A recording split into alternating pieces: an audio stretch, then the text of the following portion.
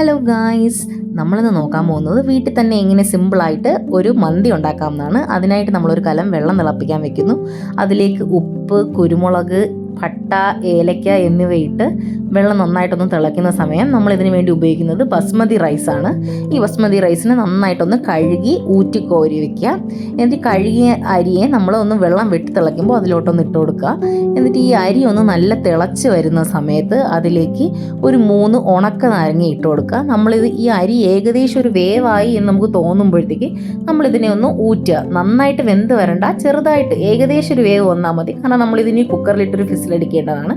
ഇനി അടുത്ത് നമ്മൾ ചിക്കൻ മാറിനേറ്റ് ചെയ്യാനാണ് പോകുന്നത്. അതിനായിട്ട് നമ്മൾ ഇഞ്ചി വെളുത്തുള്ളി പേസ്റ്റ്, ഉപ്പ്, മുളക് പൊടി, ചിക്കൻ മാഗി ക്യൂബും കൂടി നമ്മൾ ഇതിലേക്ക് ചേർത്ത് കൊടുക്കുന്നു. എന്നിട്ട് നമ്മൾ ഇതിലേക്ക് സ്പെഷ്യലായിട്ട് ചേർക്കുന്നത് മന്തി മസാലയാണ്.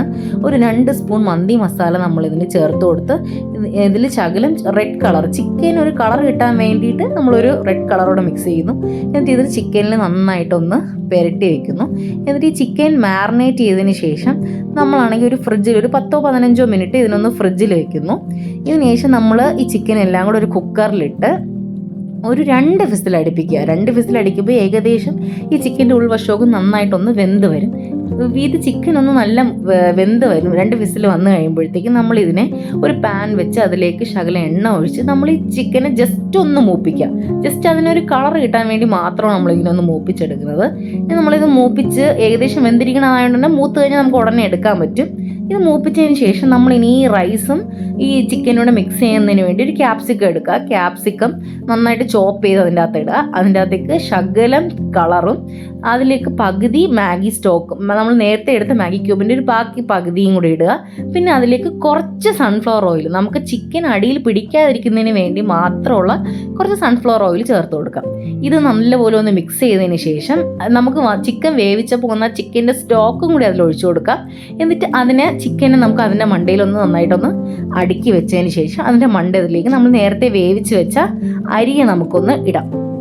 ഈ അരി നന്നായിട്ടൊന്ന് ഇട്ട് നിറച്ചതിന് ശേഷം അതിലേക്ക് ഒരു ഉണക്ക നാരങ്ങ, നമ്മൾ നേരത്തെ ആ അരിയിലുണ്ടായിരുന്ന ഉണക്ക നാരങ്ങയും പിന്നെ ഒരു 4 പച്ചമുളകിനെ നമ്മൾ കുത്തി നിർത്തി അതിലേക്ക് ശകലം റെഡ് കളറും കുറച്ച് യെല്ലോ കളറും നമുക്കൊന്നിങ്ങനെ കളറിന് വേണ്ടി ഒന്ന് മണ്ടിയിൽ ഒഴിച്ചു കൊടുക്കാം. എന്നിട്ട് നമുക്കിതിനെ കുക്കറിനിട്ട് ഒരു ഫിസിലടിച്ച് ഫിസിൽ പോയ ഉടനെ തന്നെ നമുക്കതിനെ തുറന്ന് നമുക്ക് സെർവ് ചെയ്യാവുന്നതാണ്.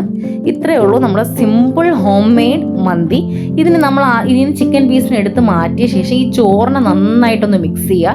മിക്സ് ചെയ്തതിന് ശേഷം നമ്മൾ ഈ ചിക്കൻ പീസിനെയും എടുത്ത് അതിൻ്റെ മുകളിലേക്ക് വെക്കുക. എന്നിട്ട് നമ്മൾ കഴിക്കുന്ന സമയം നമുക്കിതിനെ സെർവ് ചെയ്യാവുന്നതാണ്. ഇതിൻ്റെ കൂടെ നമുക്ക് സൈഡ് ഡിഷായിട്ട് കഴിക്കാൻ പറ്റുന്ന ഒരു മയോണൈസ്. അതിനായിട്ട് നമ്മളൊരു മുട്ട എടുക്കുന്നു. അതിലേക്കൊരു 3 അല്ലി വെളുത്തുള്ളി, 1 സ്പൂൺ നാരങ്ങ നീര്, എന്നിട്ട് നമ്മൾ അതിലേക്ക് ശകലം ഉപ്പ്, എന്നിട്ട് 1 സ്പൂൺ പഞ്ചസാര ഇട്ട് നമ്മളിതിനെ നന്നായിട്ട് മിക്സിയിൽ അടിക്കുന്നു.